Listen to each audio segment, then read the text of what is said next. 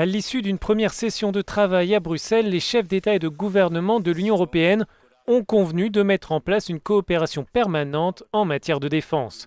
Le président de la Commission européenne a d'ailleurs rappelé sa proposition de créer un fonds européen. Cette proposition de créer un fonds pour la défense est nécessaire car en Europe, nous avons 178 systèmes d'armes différents quand les États-Unis en ont 30.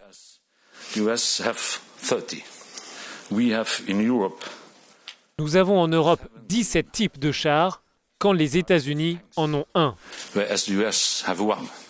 La politique étrangère est aussi à l'ordre du jour de cette réunion et en particulier les relations avec la Russie, comme l'explique le président du Conseil européen.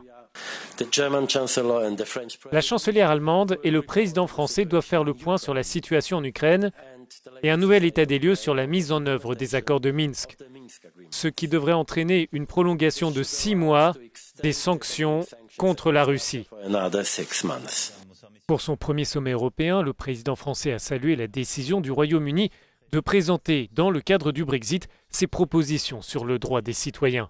C'est en tout cas un bon signal d'ouvrir les échanges par ce sujet-là, qui est un sujet d'anxiété pour nombre de nos ressortissants qui aussi vivent aujourd'hui en Grande-Bretagne. Donc je le prends plutôt comme une volonté de pragmatisme, un geste positif pour une négociation qui est en train de commencer. Les 28 ont aussi réaffirmé leur volonté de protéger les citoyens face à la menace terroriste.